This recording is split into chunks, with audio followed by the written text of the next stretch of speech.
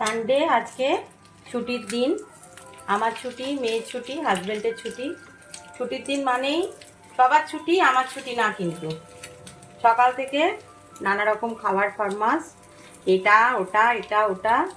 এখন আপাতত সকালবেলার ব্রেকফাস্টটা হচ্ছে, প্রথমে চা বিস্কুট হয়েছে, এবারে ব্রেকফাস্ট হচ্ছে আজকে ডিম দিয়ে পাউরুটি, যেটা হয় ফ্রেঞ্চ টোস্ট বলে।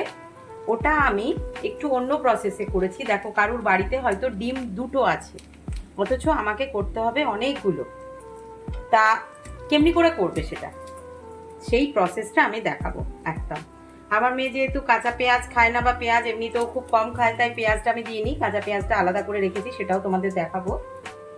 আর প্রথমে নিয়েছি দুটো ডিম নিয়েছি, আমি শুরু করে দিয়েছি, তারপরে ভিডিওটা করছি। যেহেতু দুটো ডিম নিয়েছি, তার মধ্যে একটু পেঁয়াজ কুচি দিয়েছি, একটুখানি লঙ্কা কুচি দিয়েছি, সরি পেঁয়াজ কুচি না, আর একটু নুন দিয়েছি, আর দিয়েছি একটুখানি দুধ, একটু দুধটা বেশি করে দিয়েছি, দিয়ে পরে দুটো ডিম ফাটিয়ে দিয়েছি।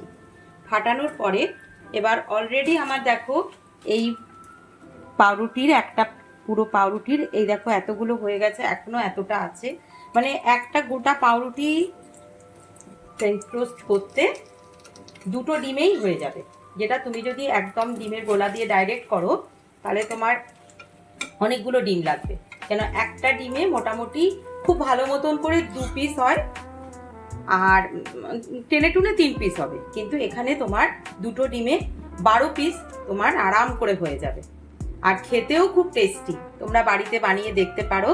এই দেখো আমি এটা বানালাম, আর এবার দেখাচ্ছি, দাঁড়াও, যেটা বানানোর পরে আমি ফ্রেঞ্চ টোস্ট বানিয়েছি ডিম দিয়ে, দুধ দিয়ে, আর পেঁয়াজটা কাঁচা লঙ্কাটা আলাদা করে কেটে রেখেছি, যেটা আমি আর আমার হাজবেন্ড খাবো। টমেটো সস দিয়েছি, এর মধ্যে একটু গোলমরিচ আর বিট লবণ ছড়িয়ে নিলেই খাওয়া হয়ে যাবে। দারুণ খেতে লাগবে, তোমরা ট্রাই করতে পারো বন্ধুরা।